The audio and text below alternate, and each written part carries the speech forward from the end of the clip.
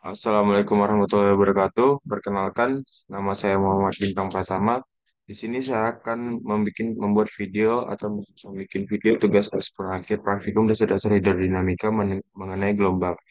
Baiklah, lanjut saja kita ke materinya. Yang pertama, apa itu gelombang? Gelombang merupakan suatu fenomena naik turunnya permukaan laut atau air laut. Nah, gelombang itu di sini terbagi menjadi yang saya jelaskan ada dua, yaitu gelombang angin dan gelombang pasang surut. Nah, yang pertama, penyebab terjadinya gelombang. Penyebab terjadinya gelombang adalah angin. Gelombang dipengaruhi oleh kecepatan angin, lamanya angin bertiup, dan jarak tanpa rintangan saat angin bertiup. Gelombang terdiri dari panjang gelombang, tinggi gelombang, periode gelombang, kemiringan gelombang, dan frekuensi gelombang. Panjang gelombang adalah jarak berturut-turut antara dua puncak atau dua buah lembah. Tinggi gelombang adalah jarak vertikal atau puncak dan lembah gelombang. Periode gelombang adalah waktu yang dibutuhkan gelombang untuk kembali pada titik semula. Kemiringan gelombang adalah perbandingan antara tinggi dan panjang gelombang. Frekuensi gelombang adalah jumlah gelombang yang terjadi dalam satu satuan waktu. Nah, itu merupakan penyebab terjadinya gelombang. Lanjut saja kita ke apa itu gelombang angin. Gelombang angin adalah gelombang yang diakibatkan oleh energi angin. Angin. Tinggi gelombang ditentukan oleh kecepatan angin. Nah, biasa semakin cepat angin itu biasa akan terjadi gelombang yang lebih tinggi. Durasi angin dan juga panjang atau pitch. Tinggi gelombang semakin tinggi jika kecepatan angin semakin tinggi. Durasi angin semakin lama akan panjang pitch semakin panjang. Tinggi gelombang signifikan, signifikan atau signifikan half wave. HS adalah parameter yang paling sering digunakan untuk menggambarkan keadaan laut. Menga- Mengacu pada seri waktu rekaman tinggi gelombang, maka HS sama dengan rata-rata tinggi gelombang dari puncak ke lembah dari sepertiga gelombang laut tersebut. Nah, ini merupakan definisi dari gelombang angin. Itu pengaruh angin. Selanjutnya, pengaruh angin terhadap karakteristik gelombang angin. Nah, salah satu faktor penting yang sangat mempengaruhi proses dinamika pantai adalah gelombang angin. Arus penyusur pantai atau longshoreman merupakan salah satu proses oceanografi fisik yang timbul akibat hempasan gelombang laut ketika menghantam pantai. Energi gelombang laut yang dikembalikan ke arah laut setelah menghantam pantai menimbulkan gerakan massa air yang mengikuti kontur pantai ke arah laut sehingga menimbulkan arus susur pantai. Gelombang angin merupakan salah satu parameter laut yang dominan terhadap laju mundur garis pantai. Adapun pendapat lain dari Monoto 2016 yaitu yaitu gelombang laut merupakan peristiwa naik turunnya permukaan laut secara vertikal yang membentuk kurva atau grafik sinusoidal. Nah, ini contoh kurva atau grafiknya di gambar berikut.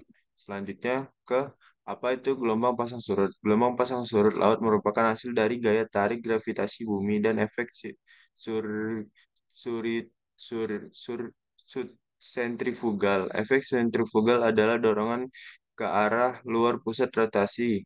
Gravitasi bervariasi secara langsung dengan massa tetapi berbanding terbalik terhadap jarak. Meskipun ukuran bulan le- Meskipun ukuran bulan lebih lama daripada matahari, gaya tarik gravitasi bulan dua kali lebih besar daripada gaya tarik menarik dalam mengakibatkan pasang surut laut karena jarak bulan dekat dari jarak matahari ke bumi. Nah, ini juga yang mempengaruhi mengapa gaya gravitasi bulan dan eh, lebih berpengaruh kepada gelombang daripada gaya gravitasi matahari. Nah, gaya tarik gravitasi tarik gravitasi menarik air laut ke arah bulan dan matahari menghasilkan dua tonjolan bulge. Pasang surut gravitasional di laut lintang dari tonjolan pasang surut ditentukan oleh deklinasi sudut antara sumbu rotasi bumi dan bidang orbital bulan dan matahari. Nah, yang selanjutnya ada karakteristik perambatan gelombang pasang surut. Pasang surut mempengaruhi proses fisik seperti transfer garam, sedimen, serta pembiasan massa air dan teluk. Pasang surut juga mempengaruhi aktivitas biologis seperti zonasi tanaman dan kegiatan makan burung. ikan, dan organisme laut lain, serta proses yang terkait dengan perbedaan dengan dan pengeringan permukaan daratan di zona internal, yaitu daerah yang terletak antara pasang tinggi dan surut terendah. Info pasang surut sangat bermanfaat khususnya di muara sungai. Kapuas kecil. Tipe pasang surut dapat Tipe pasang surut dapat diperoleh dengan membandingkan besarnya amplitudo komponen komponisme dua tipe pasang surut di stasiun. Tipe pasang surut 4 di stasiun 4 adalah campuran condong harian tunggal.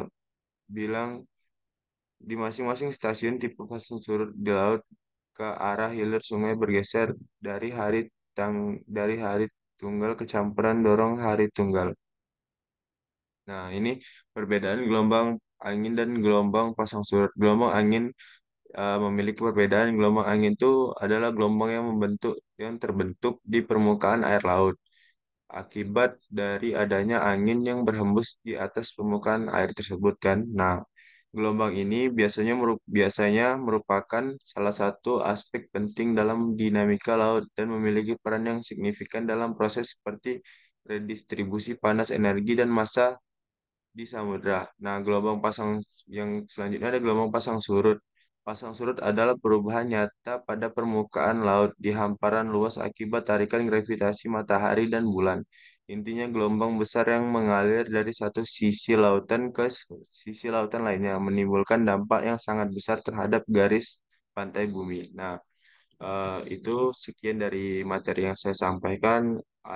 Saya mohon maaf bila ada kurang dalam menyampaikan materi atau salah-salah kata. Saya mohon bintang pertama izin pamit dari video saya. Assalamualaikum warahmatullahi wabarakatuh.